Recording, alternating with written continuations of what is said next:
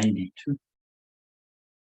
So what happens is we have now had an increase of about 25% on property rate and an increase in value. So that is our budget this year was 412, and we'll get into the figure after the gentleman leaves. But if we go to full value, our rate could be as high as 500,000. Okay, Which is how much of an increase? About 90,000. about 90,000 on the 380. So it's about a third, I would guess. 90, 80, yeah, about a third. We had Brown and Brown. Brown and Brown has been our insurance agent for about 9 years. They have provided us good service up until the last couple of years. And very frustratingly, they don't come up with the figures until less than a week before it's due. Doesn't give us the opportunity to go out and shop anywhere, even though we know, and you'll see in the quotes, there's practically no insurance companies out there that are willing to underwrite our services. You know, as a matter of fact, I think you'll see that even the quotes that the new guys bringing in are from the same companies. ACIC, which is American Coastal, which is the property writer, is the only one that will quote. Last year we had an option with Hawthorne. Hawthorne was about $15,000 more, and this year they declined voting. They declined bidding, and one of the agents told me that it's as well because their money in the bank probably didn't equal the 90 million that we have in the. So looks like the quotes we're getting are from the only companies that will bid us. So in frustration of not being able to get the quotes because they keep promising 30 days before, which gives us some latitude, at the last board meeting I asked you to give me the option to change our agent of record law. And why do you need to have to do that? You have to do that because the insurance company, in this case ACIC, will only give one bid. In other words, they won't give a bid to Buell Insurance. They won't give a bid, same bid to get your insurance company, whatever. So only one company gets a bid from one insurance company. So we gave the AOR to Gulfstream, who's been coming in here 3 or 4 years talking to me, and they're local, and they have been trying to, quite frankly, get our business, because we never had a real issue with Brown and Brown. We didn't give them the AOR because we're satisfied.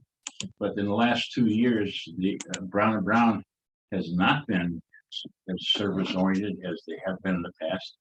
The agency is in Orlando.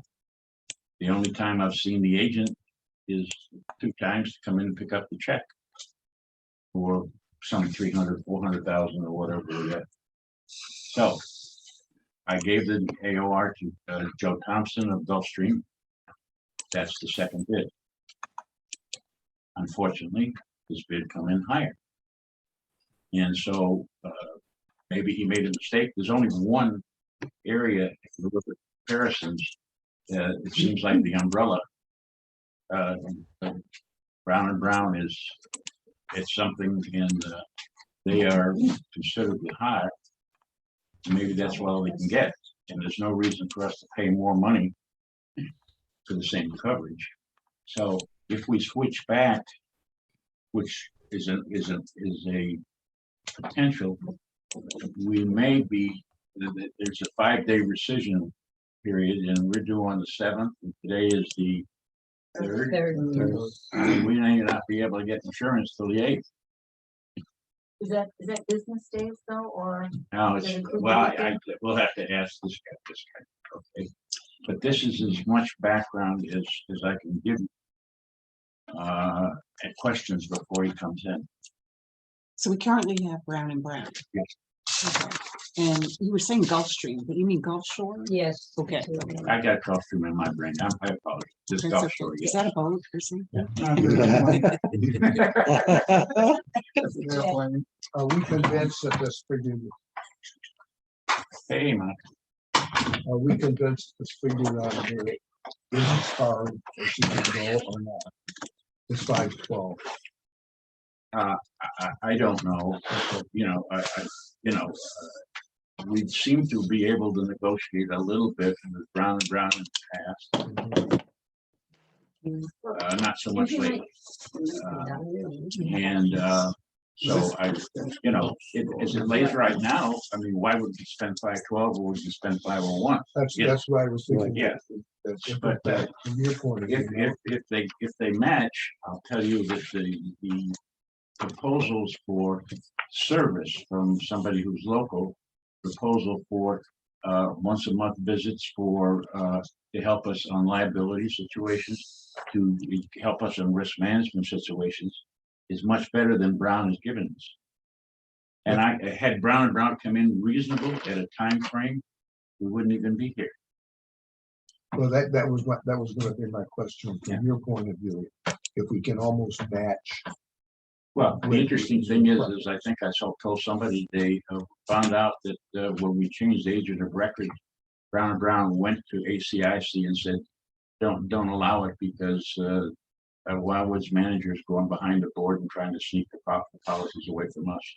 So I'm not real happy with the Brown and Brown guy anyway, you know, but he's not worth $12,000, which we go back to, you know, and ask for another agent.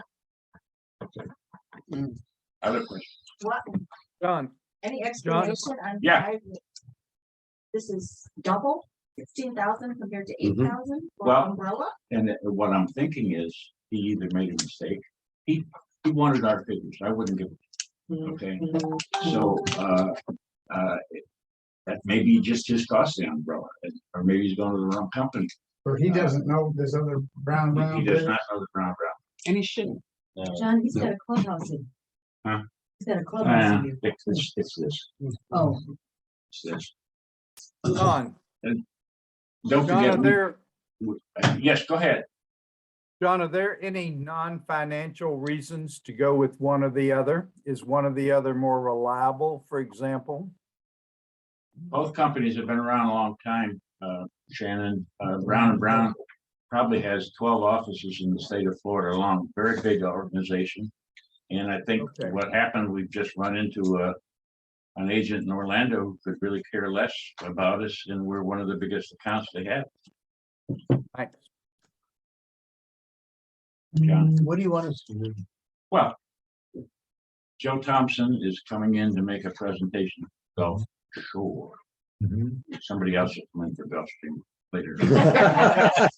But all kidding aside, so it's somebody to see for the first time in 7-8 years.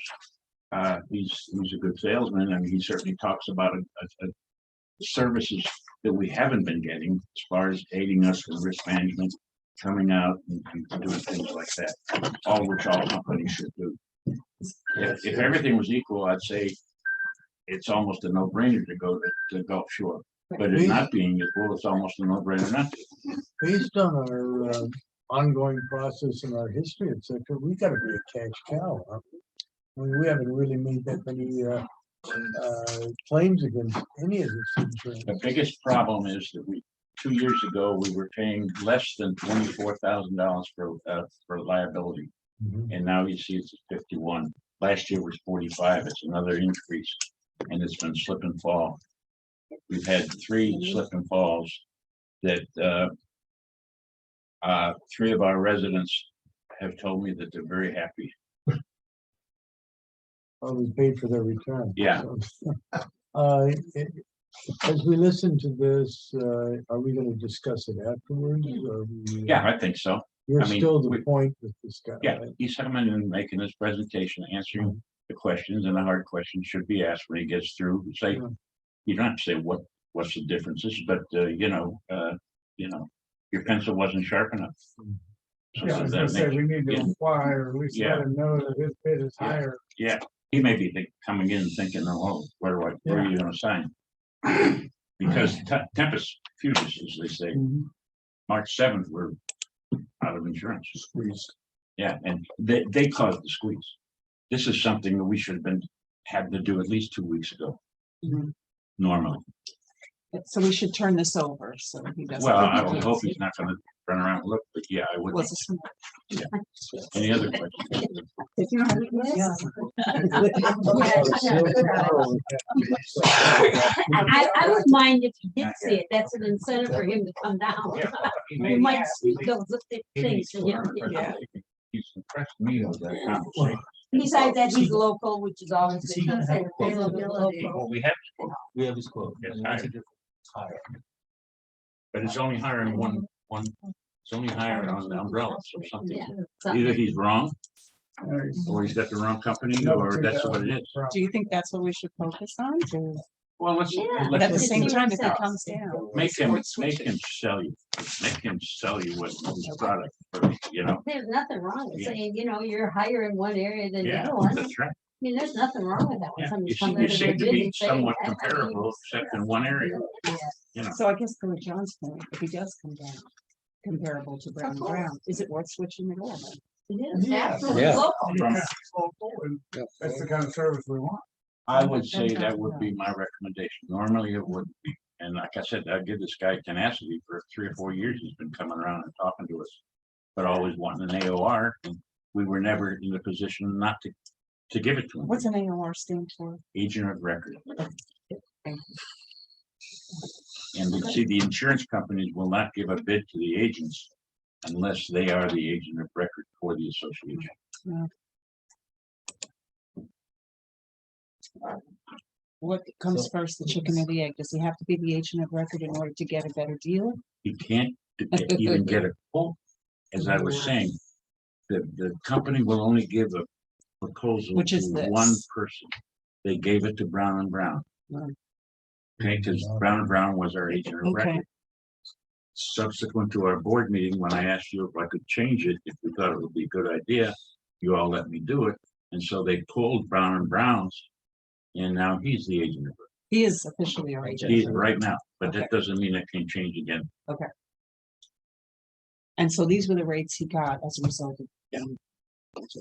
And as you see, the last figure on the bottom is an estimate because they didn't go to the company. They just both of them just figured what the rates were and just added the $15 million. So that's a quote. It could be a couple $100 either way. Okay. He's gotta come down to the. Oh, we can tell, man. I mean, I would tell him. Of course, we've been negotiating. I mean, we negotiate with everything. But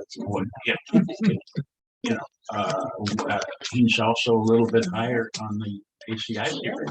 So I don't know, maybe Brown and Brown is taking some of their commission and lowering the price. And, You know, who's to know? I know that's what happened. Okay, Okay.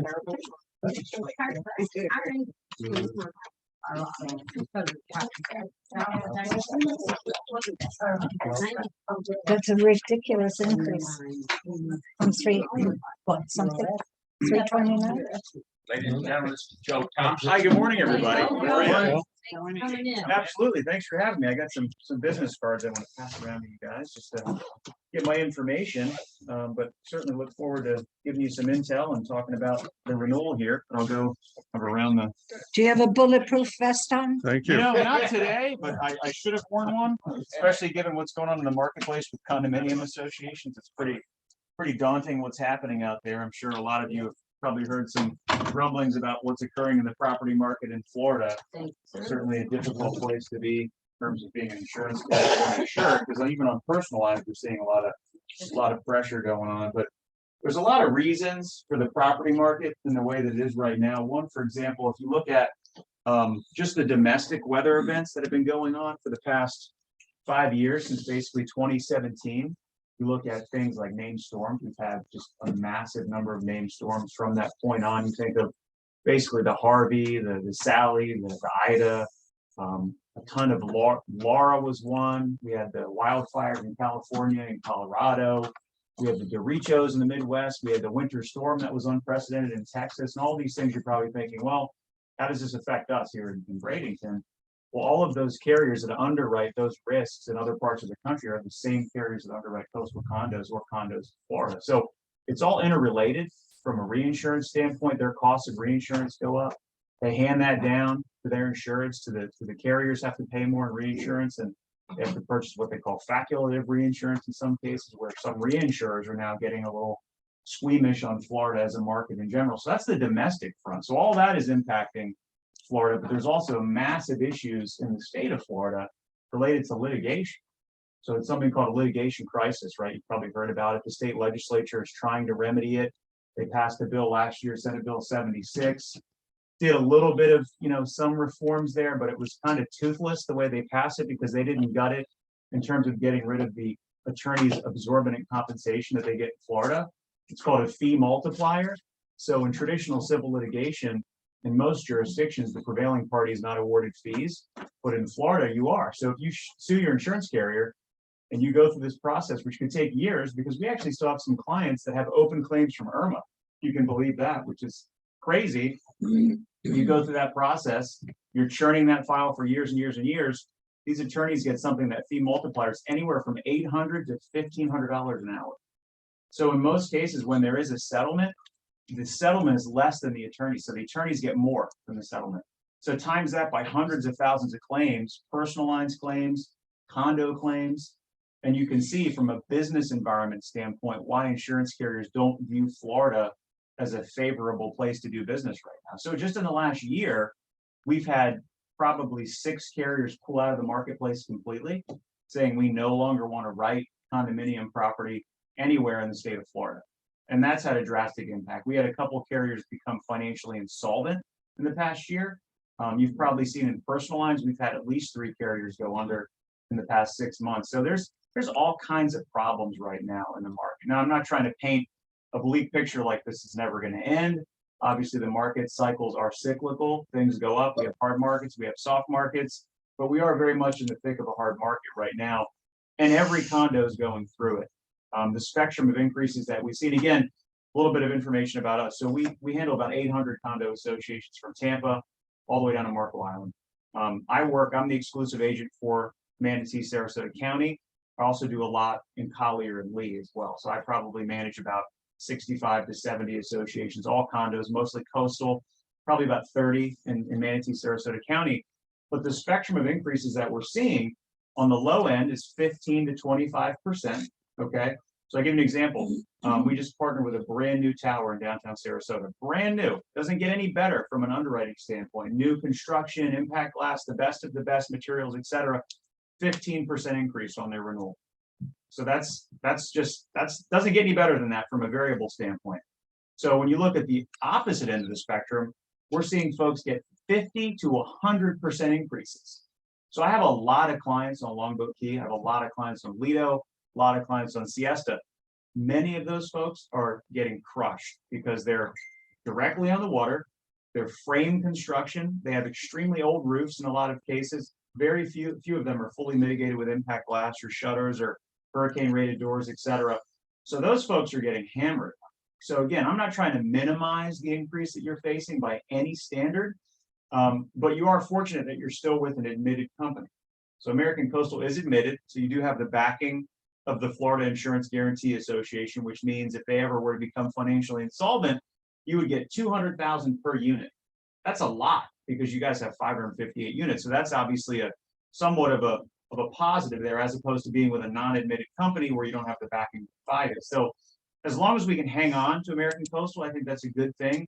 Now, I will say they have a bit of a sort of a tenuous financial standing at this point. We've been noting that their parent company has been sort of decreasing their policyholder surplus from year to year. So I don't know how much longer they're going to be able to kind of hold out where they are. So we may have to look in the future at other options where you would have to consider a layered program. And that's something that in this particular renewal was unable to be explored due to the timing. And obviously the ratings are just so high with some of these other carriers right now.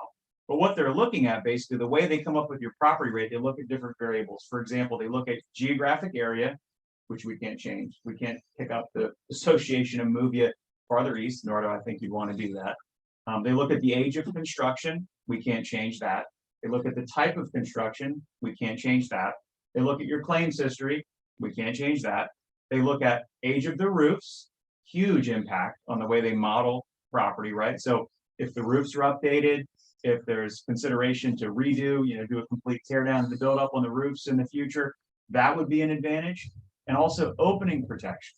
So impact glass, shutters, exterior doors that are impact rated, those are huge impacts in the model. So the more that you can do to what they call fortify the building envelopes of the buildings, the better you'll be positioned in the marketplace as a risk. So the carriers will look at you more favorably. If you have a newer roof, if you have impact glass, if you have impact rated doors, you will be kind of poised to take on whatever level of capacity gets deployed when the market softens up. Because as these companies come online and they start coming back into Florida, because the legislature is about to end the session, and we're going to see some more bills come out that hopefully help the market. So when these carriers come back and they what they call deploy their capacity, they do it from a business standpoint, because insurance is a business at the end of the day, just like anything else. They want to invest, essentially give capacity and quotes to insureds that is the least risky for them, but the greatest return. So when you're viewed as, the best of the best from that variable standpoint, that you're doing everything you can to fortify the building envelope, capital improvement projects, et cetera, and we put you in the most favorable light, you'll be in a position to get the benefit of that capacity when it gets opened back up. So we don't want to be in a position where we don't do any of those things and we're just floundering and saying, well, here we are, we're not doing anything, and we'll just take what's out there. Well, then we're going to be on that other end of the spectrum at some point, which we don't want to be. So I think, right now you're not anywhere really out of kilter with what we're seeing from a comparison standpoint. I mean, you're a little bit above sort of that minimum increase that we're seeing, but again, that minimum 15% is applicable to like new construction. So really nobody's even getting much below 25% in this market, especially older risks. Now, the benefit you have is obviously the geographics, you're not as close to the water, which is a good thing. But again, that's just in a nutshell, kind of market wise of what we're seeing relative to other comparable associations in the area. Joe, what's layered insurance? What's that? You said you Layered. look to the future of layered insurance. What is that? So another option that we would look at, so if ACIC becomes not a viable option, if their financials get into a worse position as time goes on, we would do what we call a layered program. So there's fewer and fewer carriers available that would do everything what we call ground up, meaning you have one carrier writes your total insurable value like you have right now. So American Coastal is doing the full 72 million. Of course, we know there's a new appraisal, so we'll talk about that in a second.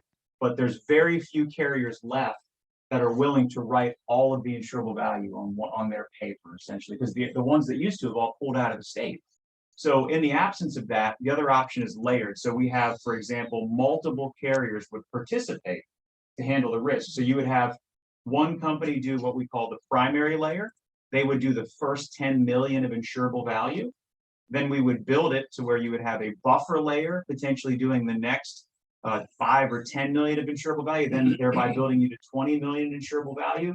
And then perhaps a third or fourth carrier doing the excess total insurable value. So it's what they call kind of quota shared, and they could do it in a different arrangement. So you would see essentially a diagram of the layers and which carriers have what insurable value. So the good news about those structures, there's flexibility. Different carriers will take different positions on every year, because obviously the primary carrier is taking the most risk, because the likelihood of you having a claim that exceeds 10 million is pretty slim. So that first carrier is holding all of the risk up to the first 10. But what we can do in those cases is we can make it so you have one claims adjuster as opposed to having like 7 different claims adjusters involved. So I have a lot of risks that are on the barrier islands out in both counties that have layered programs, and we have one adjusting firm responsible for that. So that's something that I think in the future we're going to have to evaluate that really aggressively and evaluate it way ahead of time. That's something that we're going to have to do to paint a very positive picture of this exposure way ahead of time. Because I know, past being what it is, you guys have been brought down to the wire a lot on your renewal, and that's not something that we want to do, especially not in this market. So the more information I can gather throughout the year, the more I can work with John, the better information and reports and narratives I can put together. So at 120 days prior to your renewal is the soonest that we can start remarketing your account as your agent of record. And that's what we do with our clients. So we start that process early. And then the earliest that the underwriters will release their quotes is 30 days prior to the effective date, but that's formal quotes. But prior to that, even before the 30-day mark, I can have clear indications of where the renewal is going to be. So you can obviously budget accordingly and know what's coming, and not play the game where we come in a week before the effective date and you don't know anything. That's inappropriate. We know you guys have budgets you have to deal with. You have residents that have expectations, and you got to manage your, your financials. So I understand that, and we do our absolute best to make sure that you know that out ahead of time. So that's what you could expect from us from that process. Yes, I ma'am. have a question. Is that actually legal to pin you down to the last week for your insurance? I mean, I get my Yeah, car insurance and my homeowner's insurance right. 2 to 3 months ahead of time. Yeah, And I'm in Yeah. Florida with both. yeah. So it's very unfortunate that personal lines is a little bit different. Personal lines is more of a commodity transaction. There's not as much relationship capital in personal lines. It's become very much product oriented and commoditized.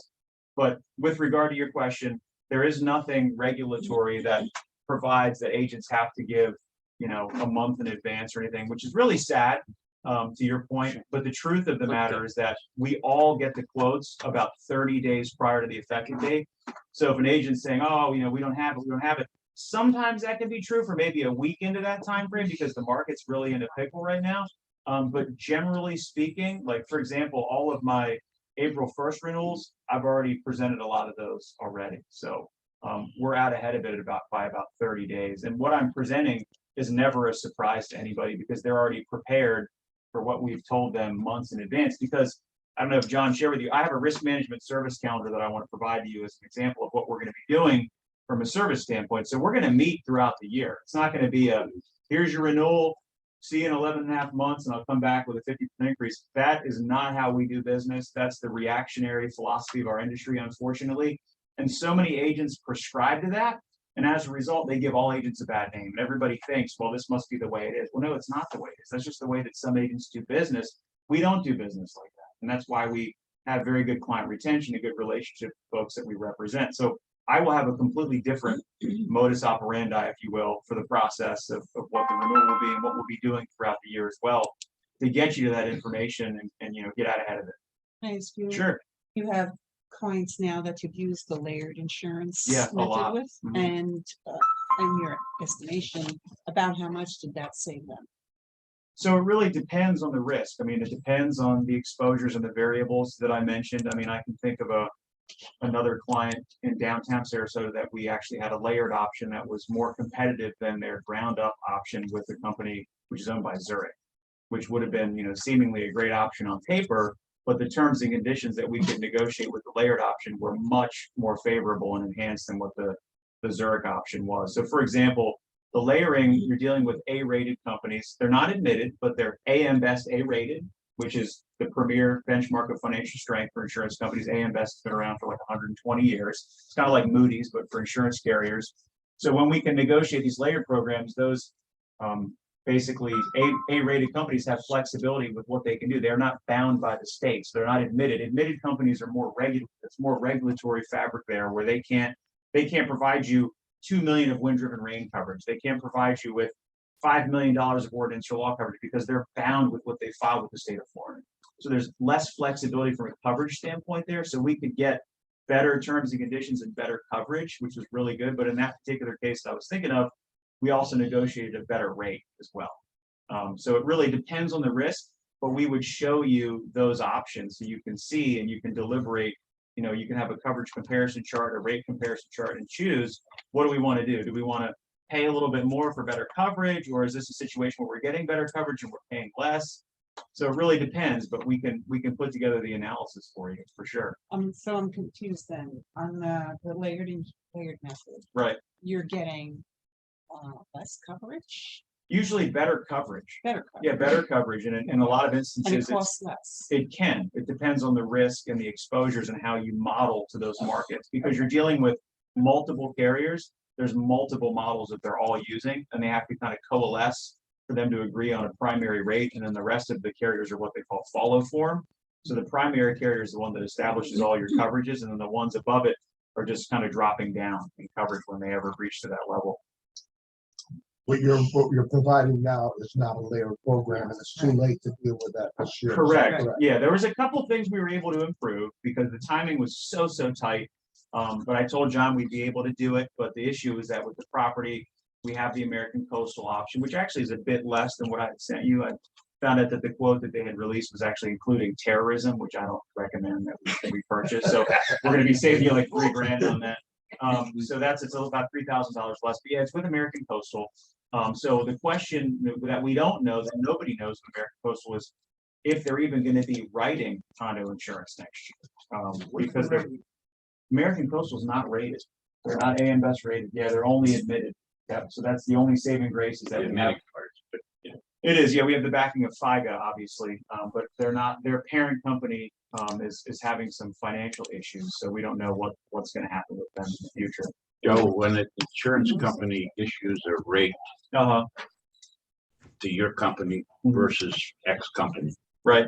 will that rate usually be the same or is it negotiable by you? So that's the whole process of when you have one agent of record, okay, so when they're doing the job that the agent of record is supposed to be doing in this market, so we all agents of size, so I'm with Gulf Shore, as you know, Acrisure is our parent company, it's one of the largest insurance agencies in the world, or any agency that's large, we all go to exactly the same insurance carriers for coastal condominiums. There's almost zero differentiation, maybe a tiny bit on some of the ancillary lines, but not enough to move the needle in terms of pricing. The most important thing for you as a board is to partner with the right agent of record. And then, as John mentioned, when I get all of these different quotes that we go out to, we leverage them against one another in terms of creating and fostering that competitive environment. So we get you the best option possible when we're leveraging and negotiating with these different companies on your behalf. It's a process that we start 120 days prior to your renewal. So when we come to you at the renewal, we've already fully vetted the entire marketplace and we're saying, okay, here's the two best options that we're narrowing it down to. Here's the coverage comparison chart of what the differences in coverages are. And here's where the rates are. And this is the best that we could do in terms of pushing them against one another. That's the process. Yes. So if you are agent of record 120 days ago, you could have gotten us better rates than what this proposal is I have right now?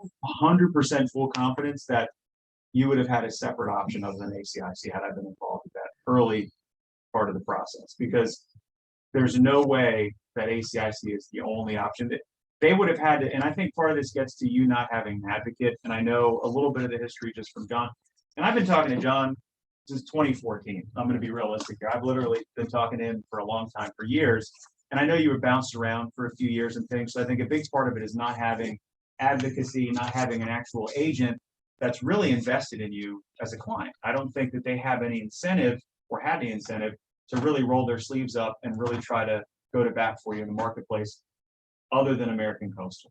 I think that just came in at the last second. They threw it in and they threw it at you, and that was the extent of the work that they did on. Okay, Yes, ma'am. Joe, so, I mean, I think we all think that we really like you giving us the service and being here around us and, you know, that's all very, very important. to us, besides the fact that you're local, which Right. means a lot to us. But what if what you've given us is higher than the other quote? that we have? It's not, so it's actually a little bit less. No, it's not. No. Which one are you talking about? Significantly higher. Our current carrier.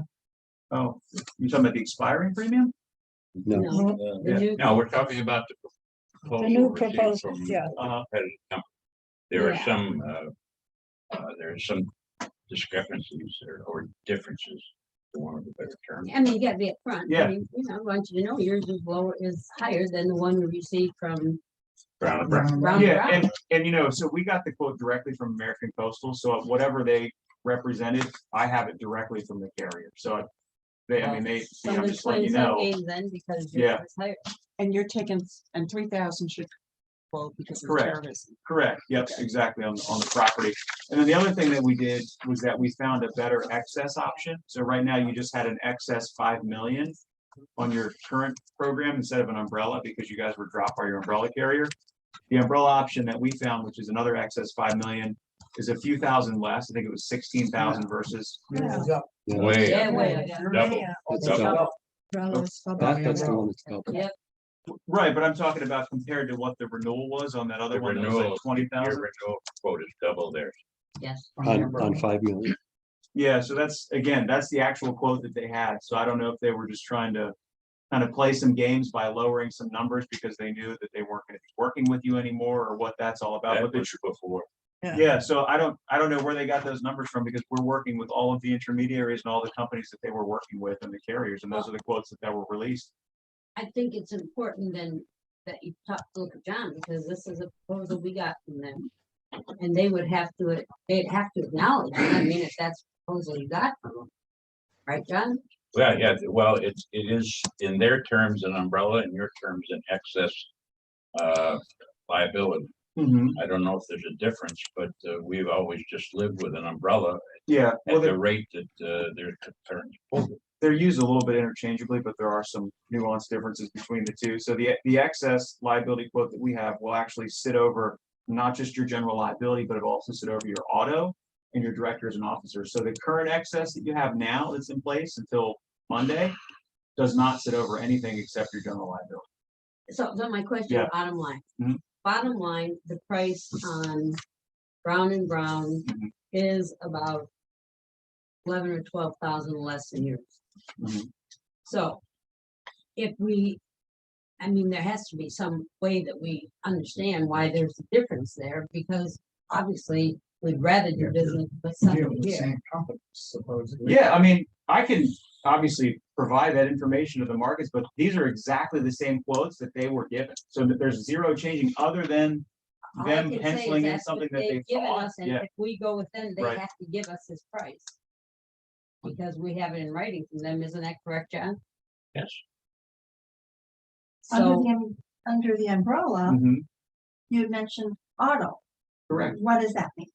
So the current excess liability umbrella policy that you have now, right, that's going through, the effective date is Monday, only sits over your general liability. That's it. So if you ever have a claim that exhausts your general liability aggregate for like a bodily injury or a death claim, heaven forbid, you'll get excess of 5 million only over that. If there's ever a claim that exhausts your auto bodily injury coverage, you won't get anything over that. If there's ever a claim that exhausts your D&O limit, you won't get anything over that. So that's what ours sits over, the D&O and the auto as well, in the event that you ever have a claim where you exhaust your auto limit or your D&O limit as directors. So I think ours is obviously from a coverage standpoint, a lot better because it's protecting you more on those other lines of coverage that you currently don't have any excess coverage for. Can you actually ask them to pay double for that limited amount of coverage you're talking about? Well, if I was a director and I knew that I had nothing over and above my $1 million limit, I would be a little concerned just personally from my own personal exposure and from a fiduciary standpoint. So if you have a D&O claim that exceeds $1 million, you're on the hook. There's nothing over it right now, it's the current policy. So our The policy, D&O policy would be somebody absconding with funds. the D&O policy would be Right. anything where someone accuses the board of a breach of fiduciary responsibility, a breach of contract, employment practices liability, anything where you're not properly governing, you're not following the documents, federal law, local laws, statutes, etc. Depending on whatever that issue is, you have $1 million. That's it. So with the excess liability option we're providing, you have an additional 5 over your primary one, and I understand. which that. is industry standard. Most places have a $25 million excess policy, and you guys can't get that now because you've had some bit of a claims history. We used to have a 25 and we had to go, or slip and falls, we had to go down. Right over the past 3 years, the general liability carriers have paid out over $60,000 on this. And our insurance is 521, wouldn't we have been better off paying the 60,000 out of our pocket? You know, there's something to be said for, some of those were property damage where you had subrogation claims of individual owners' insurance coming after the general liability of the association. So that's unavoidable. One individual, United University. Well, there was a couple there. St. John's was one. I had it written down. I remember seeing it. Yeah, so there was a, That's from the old split pipes. That's why we spent Right, so there- $500,000 to replace the pipes. Yeah.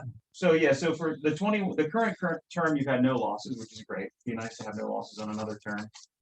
Philadelphia obviously had the one subrogation claim through St. John's. It was $6,400, and that was when Philly had dropped you and you had to go to the Falls Lake. Yeah. And then the 19 to 20 term was the bad year with Westfield, where you had 4 claims, 2 property damage for over 13,000, and then 2 bodily injury claims for almost 50,000. So that was the reason where we're a little bit of a predicament in the excess, but regardless, we were still able to go and get an excess option that sits over the D&O and the auto because that exposure is very great. Obviously, over the road exposure is large, and then of course you governing as a large association, you want to make sure you have the most protection possible, and that's why we were really adamant to get a $5 million to sit over both the D&O and the auto. If we went back to the million, what kind of savings would there be there if this association? It would probably be a few thousand off of that option. I mean, I don't recommend it. No, I'm just saying. Right, it's a good question, but just from a risk management standpoint, I would recommend it. Yes, ma'am. Your property insurance, I heard you say impact windows. Mhm. We are responsible for our own windows Right, from a maintenance and repair standpoint, you're absolutely right. and replacement. Uh-huh, but not from an insurance standpoint, you're not. So the statute, you look at the statute about what the master policy excludes. Because my insurance Uh-huh.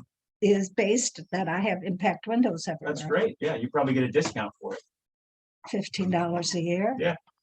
So what windows are you talking about in this coverage? So, Maybe it's what she's getting. at. yeah, Yeah. no, so a We lot of, have shutters on or their impact. yeah, Yeah. so, They so, cannot there's- replace them without impact. right. They so- can't take the shutters off. Yeah, without impact. Right, Yeah. so it's always preferable to have the impact rated windows for all exterior openings, and the doors obviously need to be impact rated, but to be viewed as a fully mitigated building, the carriers would need a wind mitigation inspection showing that all exterior windows are either impact glass or shuttered, or there's impact rated doors for all Yeah, exterior openings. if you had 49 windows, 48 Yeah. were covered, you still wouldn't get the coverage. But one thing that was important that I was going to talk to John about too, is that going forward, I would want to start trying to get an inventory of how many openings are done on a percentage basis. Because even though we don't have a fully mitigated risk, we can still, again, add to that narrative, add to that information that we're sending out to the marketplace when the time comes to put you in that most favorable light. Because right now, they don't have any, they think no mitigation at all. The whole marketplace, there's no information out there about any mitigation on any of the buildings whatsoever. So if we start putting together a report of that, we can put you into a better position on the renewal where we're saying, hey, they're making positive strides. There's at least X percentage of units that are mitigated. Please consider this when we're modeling and when we're rating. And that's what we're doing in this market, because right now underwriters are so apt to just give you the biggest increase they can give you. And so many agents just take it and flip it off and blame it on the hard market. And that's not something that we want to trying to really be advocates for people at this point. Yes, ma'am. One more thing, Sure. you being our agent of record, Mhm. can you, as you go along through the year, Yeah. give us information as to what we need to do to reduce some of the liability or some of the property insurance? Absolutely. So I actually brought with me something that I was going to share with, I don't know if I have enough passes, but I'll hand it over here if you want to hand those around. So this is my risk management service calendar for the year.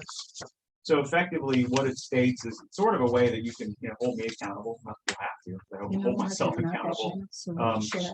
But this is something where I'll kind of put together a calendar of what we're going to be doing from the time that we bind coverage through the beginning of the next policy term.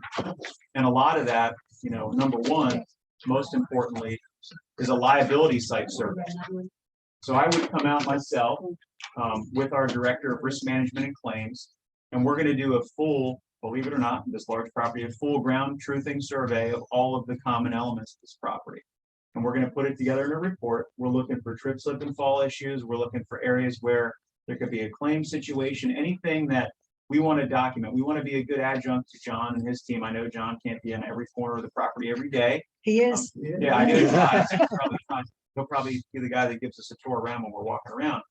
But the point is I don't ever feel comfortable as an agent unless I know the property and if I'm helpful from a risk management standpoint. So we'll put together a report, and if we find anything, it's all going to be best practice recommendations. But the point of what we're doing is to try to help mitigate any future claims or mitigate any future issues, because you have that history of losses. And the carriers look back at a 5-year snapshot of your loss history. So we want to kind of keep going forward on these clean years where we're not having any claims. And if there's anything that we can do to help that, that's a big part of what we're going to do on that service calendar. Yes. Do you do drones? We do, yeah, we have a consultant that does drone surveys as well, which is part of that assessment of the property. But this is the liability assessment of that, so that's something that we'll be doing. And of course, I would schedule that for within probably the next 30 days. We'll have to tell Monica that one. Oh, some things you can never live down, can you? But the other really important thing on that as well, that I wanted to spend a little bit of time on, is how much focus we take on contractual risk management and also on the vendors that you do business with as a board. So part of that we want to review all of the certificates of insurance that John and his team have on file to make sure that the vendors you're working with as a board have the requisite limits of insurance that is protecting you guys. Okay, Because you think about claims, you think, okay, hurricane, slip and fall. Well, what if a vendor comes in, creates property damage or causes bodily injury? You're going to get named in the lawsuit in addition to the vendor. We want to make sure that their insurance responds accordingly, not your insurance. So a part of that is contractual risk management, where we review their certificates of insurance. We make sure that you're being named as an additional insured, because that has to be required by a contract. Doesn't matter if it just says it on the certificate of insurance.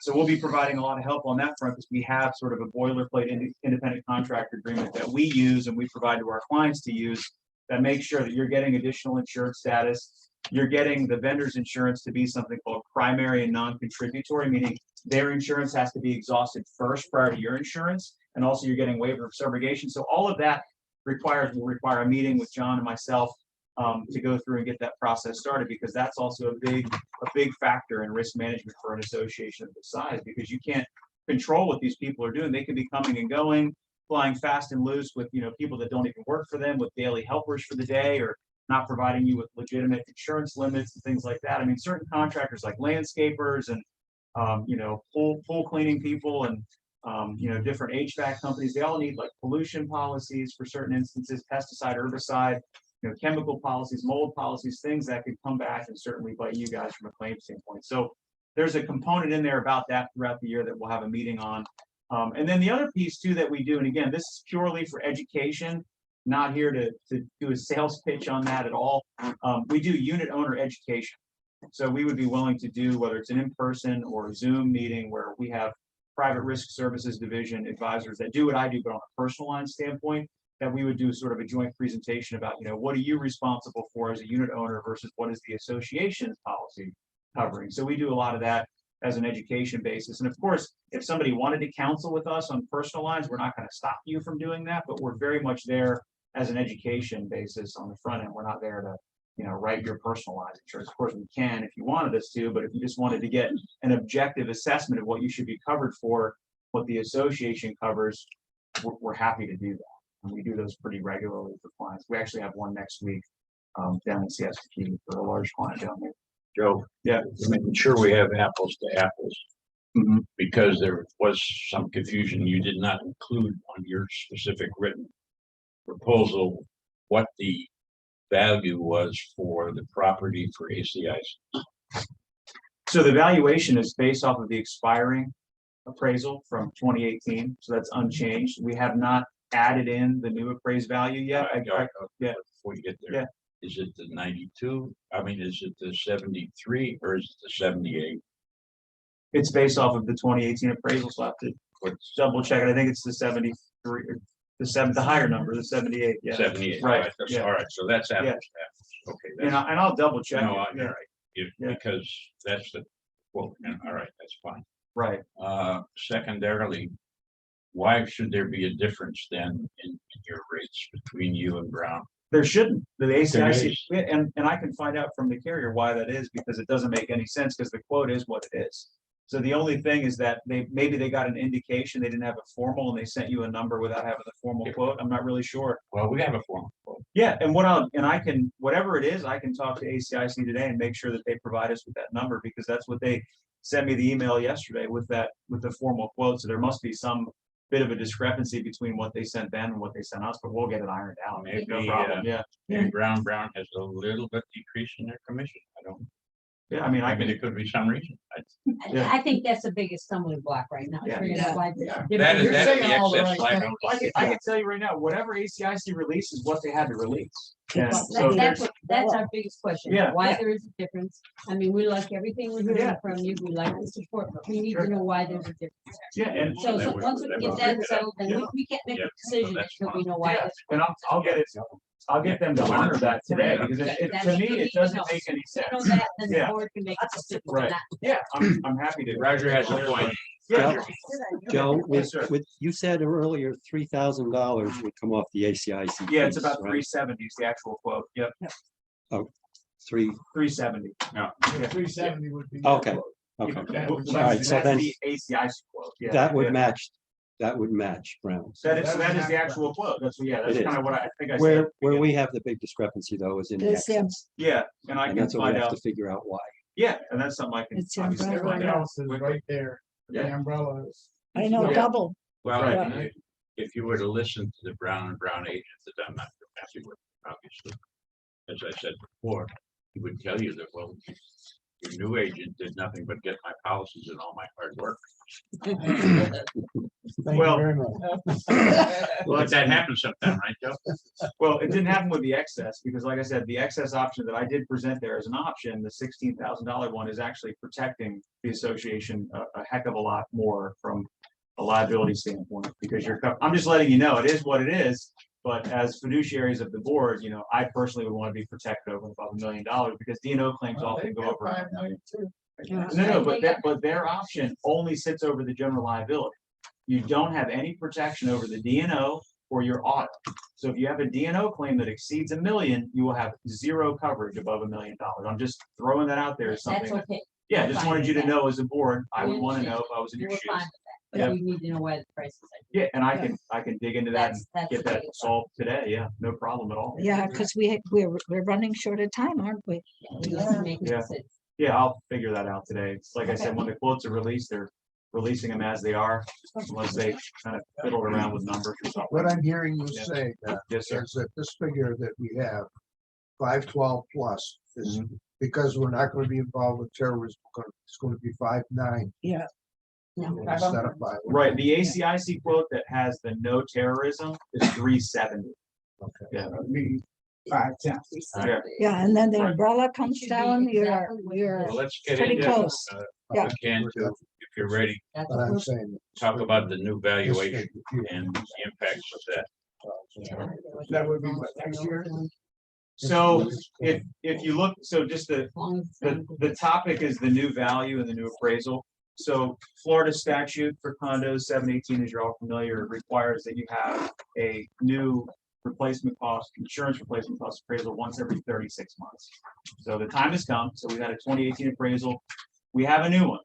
So technically, you're be required to endorse your policy with the new value that you have. So it's about 12 million, I think, in additional value. 13.16. Yeah, so about 13, so about an 18% increase in valuation, which is not uncommon right now because we're seeing increase in material costs, labor, inflation, et cetera, all from COVID. So we're seeing a lot of these appraisals go up in value considerably. So we kind of ran the numbers based off of the renewal rate with American Coastal.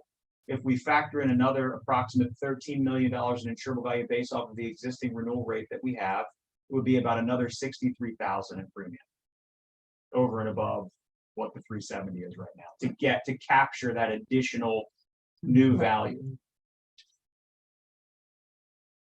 So out of that, what we're looking at, an increase of about 90,063 is the increase in the valuation. So actually the increase in the insurance is only gonna be about 30,000 more than what we had figured on time. That was correct. Other than the value, yeah, valuation. so, So yeah, weren't we that came in far at off. 18%, came in at 20, roughly 26. So that's the difference there. And the massive difference, 50 or 63,000 is for the new valuation. New valuation, and actually, if you figure that out at 90,000, it's only an increase of about $175 per I unit, think, right? yeah, I don't have the calculator here, Well, but if I you- think if you take, Yeah, I tried to look. yeah. It was $161.29. If you Okay. took 90,000 divided by 558 units, so it's, But that, are you saying that 63 to pay for the appraisal itself? Right. No, no. Oh, I'm a little, No. went a little fast for me there. All So right, what Sue's saying is that we have a $412,000 budget this year by putting the 18% we put in, but it's coming 25 and there's also an increase in the valuation of 63,000 and $5,000 in the general liability. Okay, so that comes up to round ballpark of 90,000 over what we paid last year. And divide that by 558 comes out to, but I like to make Approximately, it, I like to make it even about $300. No. oh, no. It's But yes, $161.29 Yeah. per unit that you'd have to pay. So if you took it to 165 or 100, Yeah. whatever, And so we weren't that far off last year when John calculated, and most of it was that because our valuation increased, Right. so it's. Yeah, well, it could have been 440 versus 412. It'd been Yeah. pretty close. It Yeah, would we just were been that pretty close percentage to it, increase. so that's, when you're talking about an increase, because our values increased. So that's what it's gonna cost each unit to meet just our insurance liability for next year, $161.49. It's a statutory requirement too, when you think about it, there's really no way out of it. Where we're gonna be next year. Well, who knows? I Yeah. mean, just saying this year, don't panic this year, that's Just- what you got this year. Just a recommendation that again, if you wanted to, because of what's going on with the appraisals and the increase in materials, labor, inflation, supply chain, all that stuff. We're seeing these insurable values increase more than they normally have. So if you want, some associations do this, do your appraisal every year. So that way you're not waiting to that third year spike where you're gonna get an 18 to 20% spike in value that's gonna be over and above whatever your rate increase is that you're presuming we continue to be in a hard market. So if you did, for example, the appraisal again next year, you're probably looking at a 2 to 3% valuation increase, and you're doing it incrementally versus waiting to that third year where you're getting a big bump. Again, optional. You're only required to do once every 3 years, but some associations do it every year just to sort of incrementally take on that increase in value. So up to you. How That much adds I another $2,500. I was gonna to it. say, how much is the appraisal? Well, they Yeah. wanted 25, but we negotiated 19. Good. Yeah, so And just they- a thought. So now negotiate the insurance for us. I'm trying, I'm sitting in the back. And you've done a pretty good job on estimating where we're going. Yeah. I mean, you really have. Yeah. Pretty good job. Not that far off. Anyway, just so you don't get too panicky, that's to look at. I do have a question. Yes, sir. On the proposal Mhm. package, as I look through it.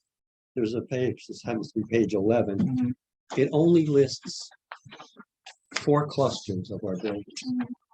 Is there a reason for that? On the bottom, it says, anything that's not listed isn't covered. What? But this starts, it only covers X and Y, That particular page, this particular page, and there's no page ahead of it covering all the other clusters. maybe it's out of order or something. No, it's not. Yes, it's It's not- different. it's not Is in that line. brown and brown or Which, what? is it? No, I'm looking at the Gulf Shore. Yeah.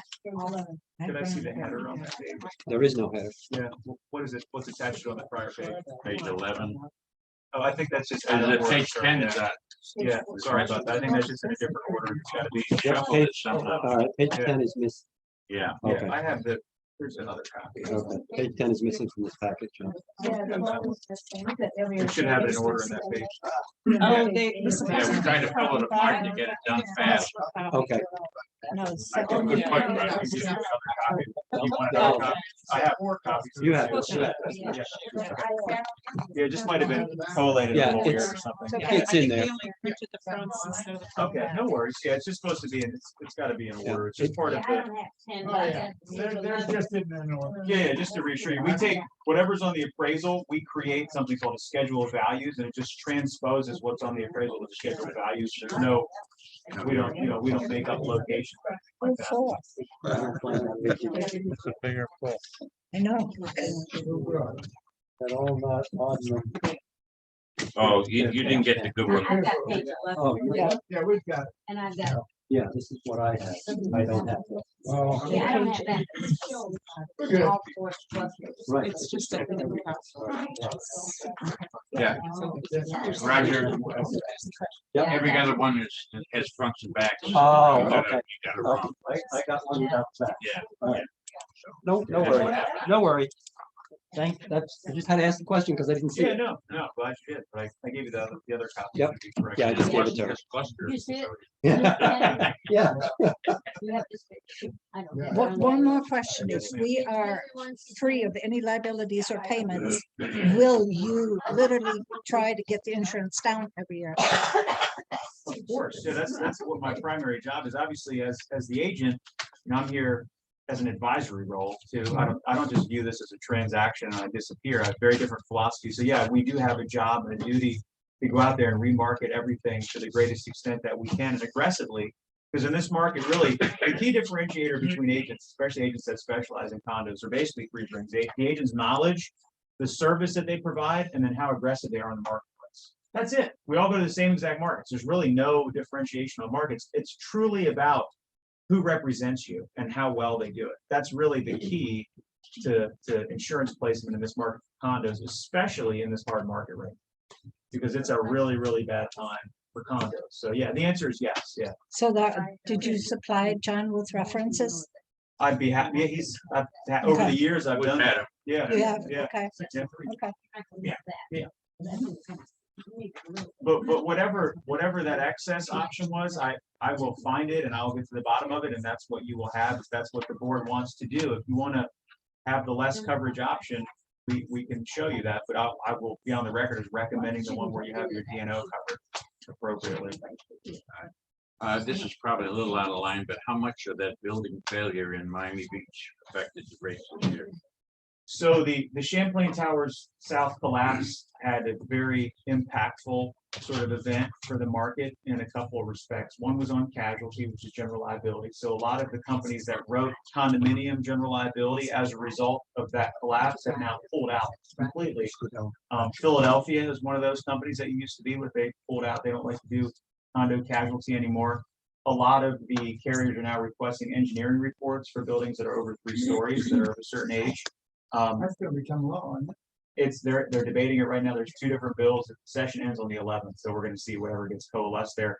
So there's going to be inspection requirements for a lot of condos as well. So yeah, it had a big impact, but also on the umbrella market as well. So your prior true umbrella carrier that you had when you had a 15 million limit, they pulled out as well. They don't want to write coastal condos or any condos of a certain age anymore either. So we had a lot of effects from that collapse that we didn't anticipate in the marketplace, especially on liability umbrella, and also on what we call the ex-wind market, because in some instances we can do a wind only policy that just does wind, and then we can do an all other perils policy for property where we have 2 separate property policies, which may be an option next year for you guys. I don't know yet at this point.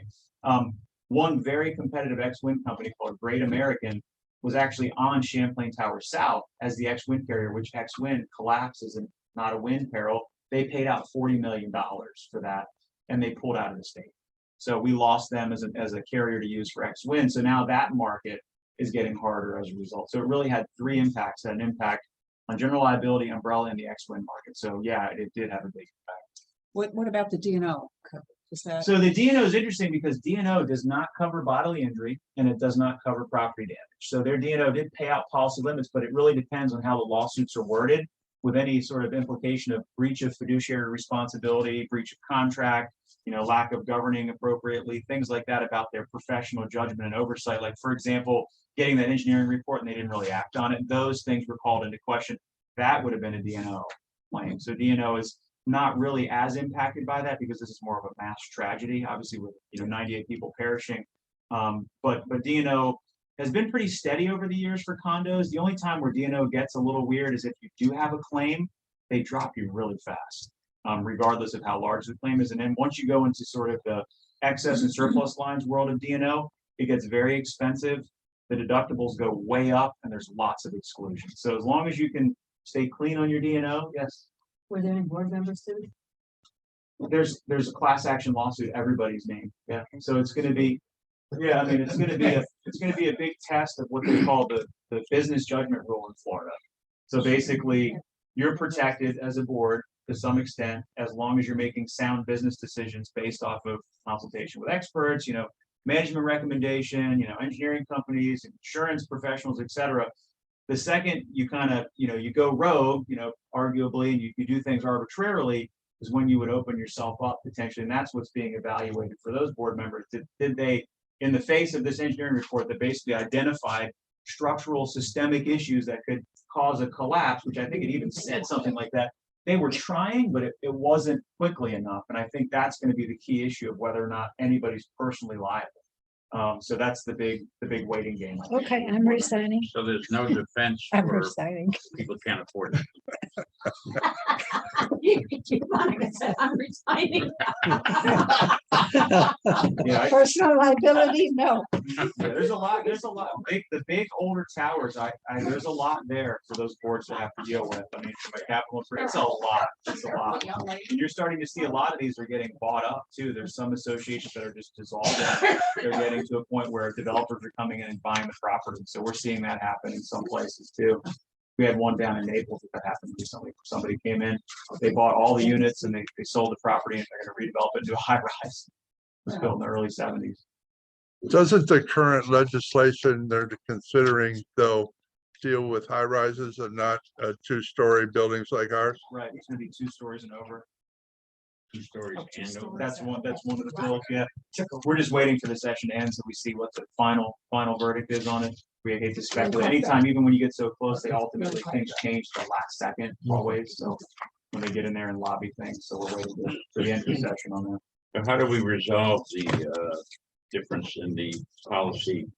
Right. Okay, I'll resolve it today. Yeah, I mean, I can, whatever has been released in the market, it is what it is. So I'll find out what that is in particular, but I have the excess quote that they had through the intermediary that we were both going through, and I have my other option. So I'll find out what that is, and we'll honor, if that is an actual quote, we will honor that quote. Okay, That's so right. Yeah. you do have a copy of their proposal. I'll get it from John before I go. Oh, That because way I we have- turned ours upside down so you couldn't see. No, it. no. I just wanted to see the carrier so I can, no, I just wanted to, if I can just get the carrier name so I can investigate it and find out who it is, and that way I can get access to it. Now, I would say that I would not release that type of information unless the board agrees Okay, to do so. that's what I And thought. if you agree to do so, I have no problem doing it, but I understand why I held it. Go ahead. Somebody want to make a motion? I so moved. Yeah, Second, I'll second. Be fully transparent on anything we received in quotes. yes, That's all. please. I agree. okay. And a good one. Everybody agree? The vote? Well, wait a minute, discussion. Is there any? My question is, from a management point of view, in terms of what we're discussing here, even with him sitting here, is this an advisable action to take, or is it potentially impeding any opportunities we might have for a reduction? For competitive bidding. Well, no, Yeah, we have yeah. his final, we Yeah. have both final quotes. Yeah. And all we're doing now is saying, gee, we'd really like to go with you, but But you we need to can't come because down. there's a $12,000 Yeah. difference. I think, see, this So is, we're asking And for maybe we'll find out clarification. why. If he Yeah. finds out why, then you'll make your decision. So there's no, I okay, think there's if no we negative to this. I think if we modify the motion in this circumstance and not deal with the overall, Okay, everything that happens every day. well, if you look at it, most of it matches. You know, he came, the 3,000 removed for terrorism, evens that quote. Liability and everything else is the same till you get to this excess. He's only Excess. asking for the carrier's name. Yeah, I just want to see if it's legitimately a quote, because once you've decided agent of record wise, then you want your agent of record to have access to everything. So we had access to the original excess liability of 5 million, so I want to make sure that that is legitimate and that exists in the marketplace. Yeah. If it does, we will of course provide you with that. There's no question. Okay, so as our agent of record. Yeah. It's not such a, what was I saying before, we're not compromising the bidding process in any way. Bidding go Okay, through it. I just want to be. Yeah. understand that. Bidding That's go why I through would it. never go out. You want the agent of record to go on your behalf to the Yeah, greatest we extent have possible. Yeah. Who made the motion? I did. Yeah. And you seconded? Yeah. We had the discussion. Now do we want to have a vote? All in favor? Yeah. Raise your hand, please. Okay. We have two members online here. George is in favor. Shannon, He's muted. he's muted. not sure what you're muted, Shannon. Thumbs up. I missed the motion. I'm sorry. Could you repeat the motion for Shannon? The motion is to allow John Haggerty to give Joe Thompson the carrier. The Yeah. carrier for Carry information. Yeah. the carrier for To the disclose. excess liability policy. Right. Yes. Shannon's in favor. Okay. Okay, I'm in favor, so it's Yeah. unanimous. Yeah. Motion carries. Thank you. Anything, consider anything else? So where are we at this point from, in terms of, when we leave here today, what's the next step? We gotta wait till we for the find out board? from John. What happened? You had 24 hours. Less than that. No, he's got less than that. Yeah. He's got- Yes, right now, our agent of record is He's Joe. gone. Gulf Shore. Right. And they are presented us a proposal that is looking at the bottom line. And they come back with it is what it is, or isn't what it is. We can continue this meeting and not close it in case we have to make a further decision. Say continue the meeting until tomorrow afternoon at 3. You'll have Tomorrow? something. No, not. No, I mean, we may not have to do anything. Oh, okay. I mean, if Joe comes in and matches the other. I can get all of the answers really fast. Yeah, But I mean, let's continue this meeting versus adjourning it, so we can make, if there's another decision to be made. You don't have to call it again. Yeah. Sounds good. Yeah. Okay. So with that, everybody have a great afternoon. No, it's not adjourned. Yeah, meeting's not. Yeah, we're continuing it. If he, one thing that we would have to do, if we so choose to pick him up, is to have a drone day. We would have to have a drone day, so that would give everybody in the association an awareness that our insurance carrier would. And we always thought that might come about. Sometime between now and next year. Yeah, we're in no zone. Yeah. No, No, no, that's. we're in no fly zone. We're in no fly zone. But it's something that. Oh, really? Kind of in right now. Well, you Yeah. know, Okay. We did it. We opted out. Okay, good. Yeah. So we can.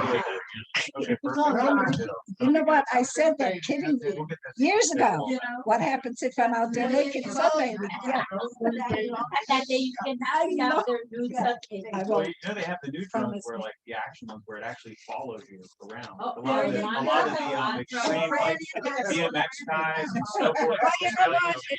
As long as they have the pixel The stuff. videos are that- cool, like How if do you you get go- approval for whatever this is gonna be? Do we need to have a Zoom vote, or we need to have another meeting? I mean, No, you basically at the last meeting gave me the right to pay the insurance bill at one hundred. Okay. So that should Well, suffice. if it comes out to be the same as the other one, we're all set. We don't have to even. Okay. The only piece that I would coordinate with, and again, going forward, if, you know, when we bind, it's all e-binding. Well, that's not a big deal. It's like DocuSign. Yeah. It's a really streamlined process. There's no. Oh, I like Well, you'll DocuSign. want a Yeah. board member, right? So Sue's our Yeah, it president. would go Yeah. to whatever board member applicable to your email, and you would just put your email in as a login, then it would just come up, you just click boxes. It's Yeah. really easy. And I'll coordinate that through John. No problem. So we're not gonna have insurance at this point for at least one day to wait. No, we're No. good. No, we're, No, we're we're gonna okay. find out the 7th. Yeah, effective date is Monday. Yeah. So we'll get all the stuff ironed out with the excess before the end of today. Absolute latest into early morning tomorrow, we'll get it all finalized. I'll let John know. We'll get the finding stuff over and we'll go from there. Any other questions for me? No. No, thank you very much. Thank you. all very much. Yeah. Well, I look forward to everything that I discussed. If any questions come up, don't hesitate to call me. My cell number Sorry is, that you asked that. believe me, I'm always available and I will be your representative. That's what I do. So my cell number is on my card. I do have a team of people, obviously, but you know, I'm the face of these two. So Okay. thank you all very much. Yep. Thanks, everybody. Thank Thank you. you. Yep. Thank you. Be sure you go. Yep, thanks, John. Sure. Thanks. Are we done? No, we're not done. I don't think I we're done. think so. Are we done? Uh, Are we gonna? yeah, hang in 1 minute, everybody, okay? Yeah, Okay, we'll wait. Just give Joe what the information. I'll be right back. okay. In case there's any discussion to have. Hurry up, Yeah, John. oh, yeah. Oh, you want to stay? You might need to stay. You might better stay, Tom.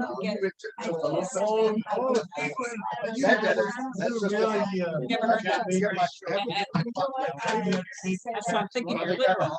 I used to say that everybody come to work Coming by, all folks. dragging, in a bad mood. I'll try not to pull your plug. Watch the wire. Oh, good. To me, it's just like we woke up on the Yeah, outside.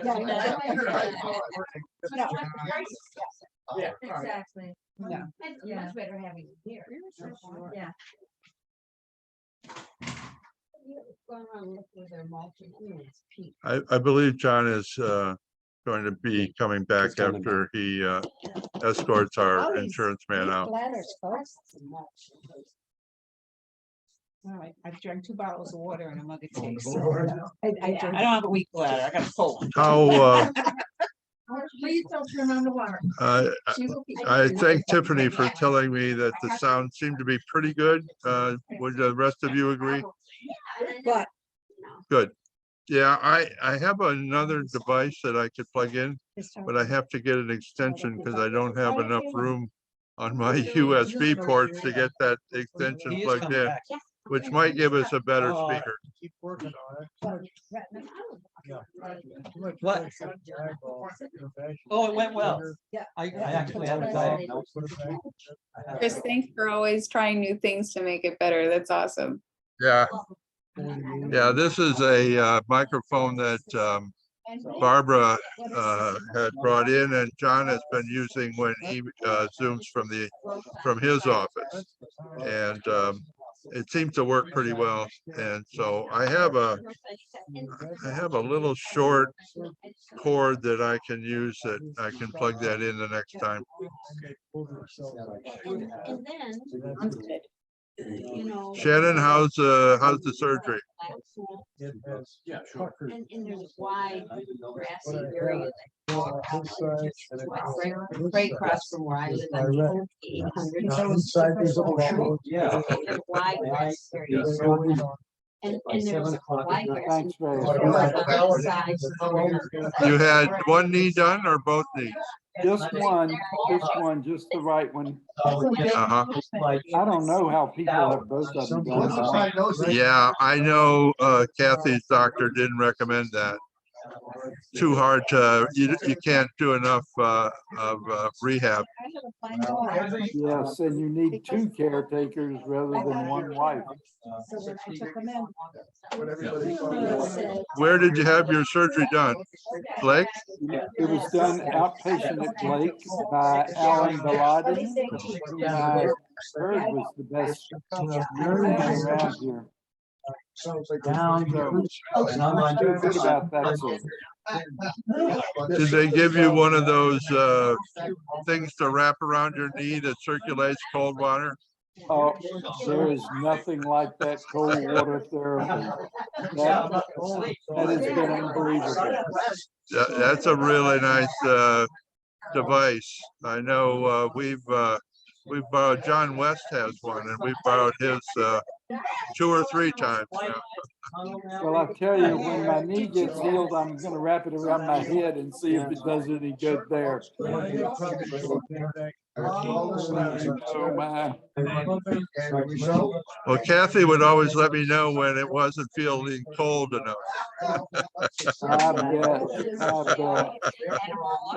Yep. So, have you had one done or 2 or what? Mark, did you have another question? I'm signing off. I did have questions. I'm signing off. I did have questions to ask, but I didn't get recognized. So yeah, I apologize. I didn't know when there would be a break or whether Sue would ask for questions. It's okay. There was good information, and I'll bother my representative from our cluster. Shannon. Yeah, I think the meeting's going to be continued, so I don't know whether it'll depend on whether his quote comes back meeting the quote from Brown and Brown. Okay, very good. Thanks for asking though, Chris. John, Chris. Hey, Chris. Yes. That question is something that John can follow up with. That's a good question. My question? I'm sorry, Marv, say that again. Mark's question is the question I was going to ask. And I think John can follow up with that question. I'd like to know what's magic about your end? Can we do something in the middle to make things better? That's really what he's asking. Yeah, right, Marv. If we cancel a policy, it should be a pro rata cancellation and it just affects our policy period. There shouldn't be a penalty involved. So if it's advantageous for us to go to this layered program, we should give Joe permission to go ahead and investigate it. And if it ends up being October 1st or whatever the time is, can't we take action? For our advantage, we should investigate it. Yeah, I think that makes sense. And one of the things that he mentioned in that layered situation was that some of the providers that were doing that have pulled out. So I think one of the things they have to do is find out who's left in that layered market. Right. It's an old fashioned way of doing insurance where you have multiple carriers on a property. So it's reverting back to when they did that years ago, when, you know, before carriers took on the whole thing. But the way he described it, it sounded to our advantage if we fit. So we should at least have them investigate it, and then we've got all the information. Good idea. Okay. I'm going to mute you guys again. We're going to restart here. What Mark, can you Mark write was that out? mentioning was that why not have Joe investigate layered for next year? Oh, definitely. Yeah. Yes, absolutely, Mark. If we sign one. We have to have, the insurance companies have to do everything. Well, that's Right. true. Well, we've That's true. lost a lot. But- Primary insurance. Everything that we've done positively has been put in the inventory. In other words, our resurfacing of the roofs, our repiping of the pipes, our work that we're doing on the stabilization of the slabs have all been reported. So that's included. So it didn't impact whether what he knew or what he knew. What he's saying is that he's going to come out and advise us further. What we decided to do, we put on, but there may be things that impact the rates that we can do more. So anyway, probably the good news is the company that provided the umbrella quote is a different one than he took for the excess lines. So it's Atlas. So he's going to contact Atlas right away and may be able to match the rates. Your decision really is, do you want to have, for $12,000, do you want to cover the D&O and the automotive, or do we just want to have the $5 million umbrella over our basic issues? Good question. Because then it might come back with the $10,000 or $12,000 again. But John, we've always had that $1 million coverage. For the And D&O. that's a different policy, because we don't even, the automobile policy is not even part of this package. We pay it in July, but it has a $1 million coverage. Yeah. We don't. need But that. the liability portion is covered, but this is all over. You know, one time you had a 15 million, but then he said, you know, they pulled out. Yeah. And the 15 million was cheaper than what you're paying now. So if he quotes us only on general liability, it also might bring that premium down instead of the other two pieces. Well, we have to have the excess. Yeah, but I'm saying if Yeah. he quotes that But if, for yeah, coverage, well, that's what I'm not saying. covering the Going DNO. back to that company, he doesn't, Right. maybe that company even covers what he talked about. Right. We don't know.